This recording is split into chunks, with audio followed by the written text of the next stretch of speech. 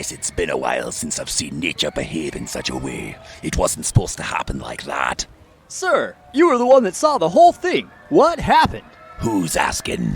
Well, I am a news anchor. I have a microphone. There's our camera. You are on the news, sir.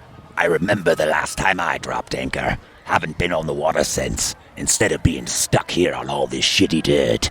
But sir, what happened today? Can you tell us about what you saw? I missed the ocean, Tortuga, and my parrot. Sir, we are live. Please, tell us what happened today. Where? Here, by the food truck.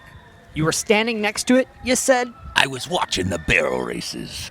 Yes, but you told my news crew that you witnessed what happened today. Tell us about what you saw, if it's not too much trouble. It's more like a pain. Pain? Were you injured? Aye, not all of my scars you can see. I'm not sure what that means, sir. The sea is a cruel mistress. What does any of this have to do with the accident today, sir?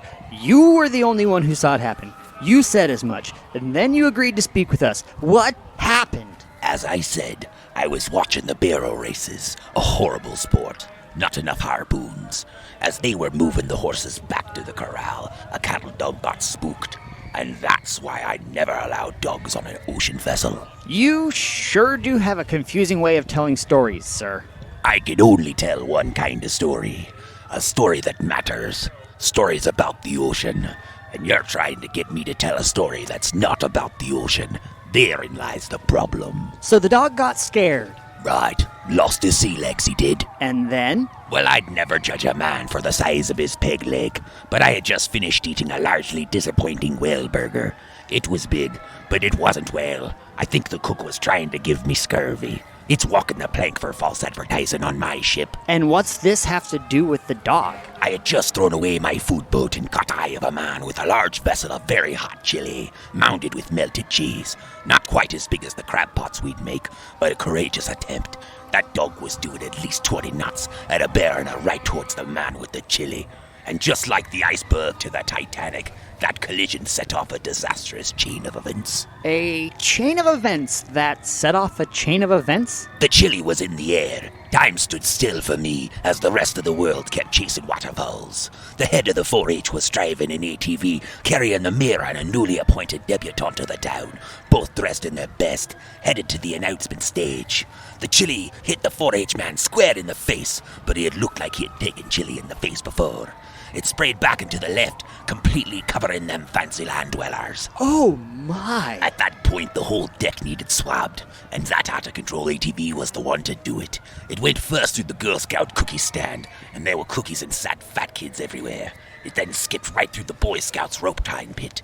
Skipped like a stone, it did. Some of them got tangled and dragged behind like a just-got-married limo. They'll all get their merit badges for those knots. Them knots was that fine.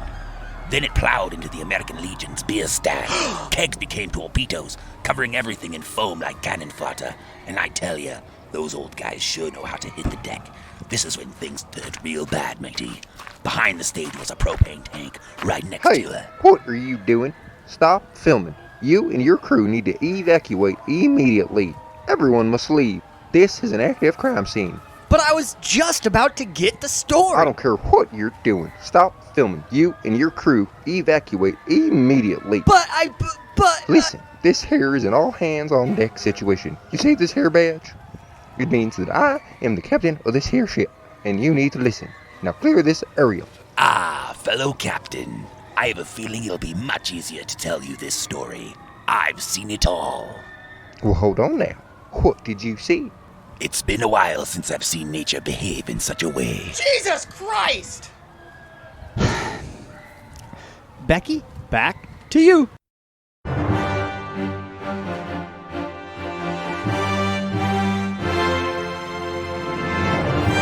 Well, holy shit, that was pointless.